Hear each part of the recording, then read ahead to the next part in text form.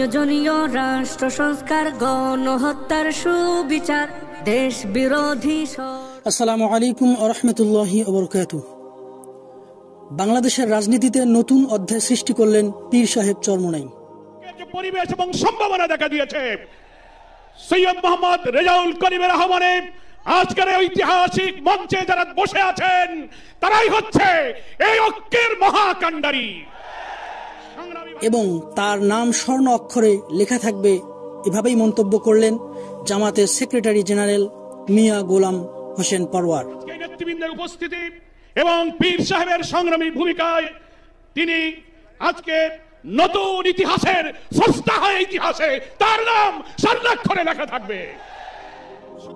28 June শনিবার ইসলামী আন্দোলন বাংলাদেশের মহাসমাবেশে জামাতের সেক্রেটারি জেনারেল এরকম মন্তব্য করলেন এবং সেই 28 জুন শনিবারের মহাসমাবেশ যেন মহাসমুদ্রে পরিণত হয়েছিল।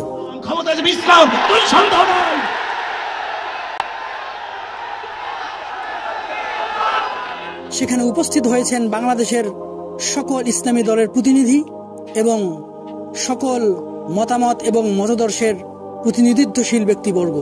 সেখানে উপস্থিত হয়েছেন জামাতে ইসলাম, নিজামী পার্টি, ইসলামী ঐক্যজোট, এনসিপি, গণ অধিকার পরিষদ সহ হিন্দু ঐক্যজোট এবং হিন্দু বৌদ্ধ খ্রিস্টান ঐক্যজোটের সকল প্রতিনিধিত্বশীল ব্যক্তিবর্গ এবং তাদের সকলের মতামত যে বাংলাদেশের রাজনীতির অভিভাবক পীর সাহেব হুজুর চরমোনাই এবং তারই হাত ধরে আগামী বাংলাদেশে তৈরি হবে রাজনীতির এক নতুন অধ্যায়, যে অধ্যায়ে স্বর্ণ অক্ষরে নাম লেখা থাকবে পীর সাহেব হুজুর চরমোনাইয়ের। 5ই আগস্টের পরে এখন ইসলামের পক্ষে যে ক্ষেত্র তৈরি হয়েছে, এই ক্ষেত্রে যদি আমরা মাঠে ময়দানে সোচ্চার না থাকি তাইলে এই দেশের ভিতরে মাঠের ভিতরে আগাছা জন্মাবে এবং ফ্যাসিস্টরা আমাদের বাংলাদেশকে কলুষিত করবে।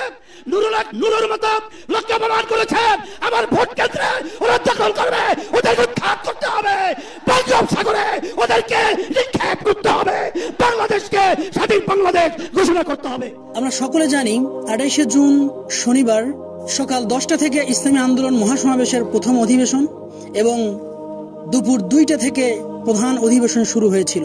সেখানে একে একে বক্তব্য রাখেন সকল ইসলামী দল সহ শুরু করে অন্যান্য দলের নেতৃবৃন্দরা।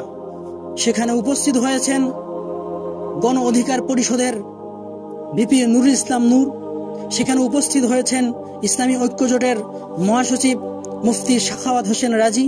সেখানে উপস্থিত হয়েছেন জামাতের সেক্রেটারি মিয়া গোলাম হোসেন পরওয়ার সহ আরো অন্যান্য নেতৃবৃন্দ এবং সেখানে উপস্থিত হয়েছেন হিন্দু মহাজোটের ব্যারিস্টার গোবিন্দ প্রামাণিক সহ আরো অন্যান্য নেতৃবৃন্দ। তাদের সকলের মতামত, তাদের সকলের যে চাওয়া পাওয়া যে বাংলাদেশে ইসলামী আন্দোলন তথা পীর সাহেব হুজুর চরমোনাইয়ের নেতৃত্বে এগিয়ে যাবে এই রাজনীতির ধারা এবং সকলের যে 3টি দাবি সেখানে প্রতিফলিত হয়েছে। তার মধ্যে প্রথমটি হচ্ছে সংস্কার, দ্বিতীয়টি হচ্ছে বিচার এবং 3 নম্বরটি হচ্ছে পিআর পদ্ধতিতে নির্বাচন। অর্থাৎ অবশ্যই সংস্কার ছাড়া নির্বাচন দেওয়া যাবে না এবং বিচারের দৃশ্যমান পরিবেশ তৈরি না করা পর্যন্ত নির্বাচন দেওয়া যাবে না এবং জাতীয় সরকার নির্বাচন অবশ্যই পিআর পদ্ধতিতে দিতে হবে, অর্থাৎ সংখ্যানুপাতিক নির্বাচনের ব্যবস্থা করতে হবে যাতে করে বাংলাদেশের জাতীয় ঐক্য তৈরি হয় এবং সকল মতদর্শের সকল মতামতের মানুষ যেন সংসদে গিয়ে তাদের মতামত প্রকাশ করতে পারে, জনগণের কোনো রায় কিংবা ভোট যেন ব্যর্থ না হয়। ইসলামী আন্দোলন বাংলাদেশের এই মহাসমাবেশে ইসলামী আন্দোলন বাংলাদেশের যুগ্ম মহাসচিব গাজী আতাউর রহমান 16 দফা পেশ করেন এবং সেখানে বক্তৃতা রাখেন পীর সাহেব হুজুর চরমোনাই এবং নায়েবে আমির মুফতি সৈয়দ মোহাম্মদ ফয়জুল করিম শাইখে চরমোনাই। শাইখে চরমোনাই বলেন, এখানে যারা উপস্থিত রয়েছেন তারা যদি কেউ মুনাফিকি না করে অবশ্যই ইসলাম ক্ষমতায় যাবে। আমি বিশ্বাস করি আজকে মঞ্চে যারা আছেন যদি আমরা মুনাফিকি না করি, মঞ্চে যারা আছে যদি মুনাফিকি না করি, মুখের এবং কাজের কথা যদি একসাথে থাকেন, মুখের সাথে কাজের যদি মিল থাকেন, আমি এই লক্ষ জনতার সামনে কসম করে বলতে পারি আগামীতে ক্ষমতায় যাবে ইসলাম, ক্ষমতায় যাবে ইসলাম। এবং প্রধান অতিথির ভাষণে মুফতি সৈয়দ মোহাম্মদ রেজাউল করিম পীর সাহেব হুজুর চরমোনাই সকল দলের সকল মানুষকে একত্রিত হয়ে ইসলামকে ক্ষমতায় নিয়ে যাওয়ার জন্য চূড়ান্ত বক্তব্য পেশ করেন এবং সকলকে ঐক্যবদ্ধ থাকার জন্য আহ্বান করেন। থাকবে আমরা ন্যায়ের শাসন প্রতিষ্ঠা করতে চাই, আমরা দুর্নীতিমুক্ত বাংলাদেশ প্রতিষ্ঠা করতে চাই, আমরা দক্ষ সৎ জনপ্রশাসন গড়ে তুলতে চাই। প্রতিষ্ঠার পর থেকে আজ পর্যন্ত ইসলামী আন্দোলন বাংলাদেশ কখনো অন্যায়ের সঙ্গে আপোষ করে নাই, শর্টকাট পথে ক্ষমতায় যেতে চায় নাই, নীতি বিসর্জন দেয় নাই। সবকিছুর ঊর্ধ্বে আমরা ইসলাম, দেশ ও জনগণের স্বার্থকে প্রাধান্য দিয়েছি। আগামীতেও আমরা জনপ্রত্যাশাকে পূরণ করতে চাই। প্রিয় নেতা, এই 28 জুন শনিবারের মহাসমাবেশ যেন মহাসমুদ্রে পরিণত হয়েছিল। সেখানে পৌঁছে গিয়ে 64 জেলার বিভিন্ন প্রান্ত থেকে বিভিন্ন ধর্মপ্রাণ মুসলমান, যারা পীর সাহেব হুজুর চরমনাইয়ের জন্য নিজের তাজা রক্ত বিলীন করে দিতে পারে। আরেকটি গুরুত্বপূর্ণ বিষয় হচ্ছে, মহাসমাবেশ চলাকালে সেখানে প্রচুর বৃষ্টিপাত শুরু হয় এবং এই বৃষ্টিপাতকে উপেক্ষা করে ইসলামী আন্দোলনের কর্মীরা সকলে এই মহাসমাবেশকে সফল করে।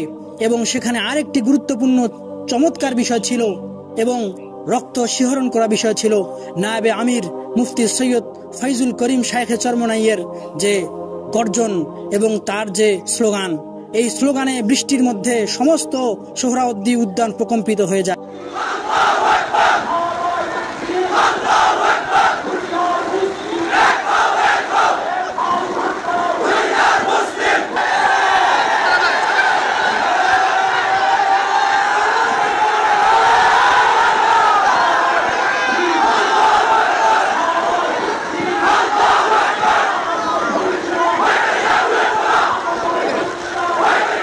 এবং সকলে পীর সাহেব হুজুর চরমনাই অর্থাৎ সৈয়দ মুফতি রেজাউল করিম সাহেবের সাথে একত্রতা পোষণ করেন।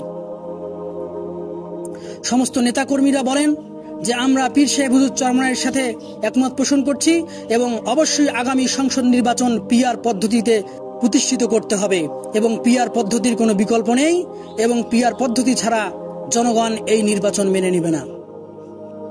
আল্লাহ তাআলা আমাদের সকলকে এক প্ল্যাটফর্মে এসে ইসলামের বিজয়ের জন্য আমাদেরকে সাহায্য এবং সহযোগিতা করার তৌফিক দান করুক। আসসালামু আলাইকুম ওয়া রাহমাতুল্লাহি ওয়া বারাকাতুহু।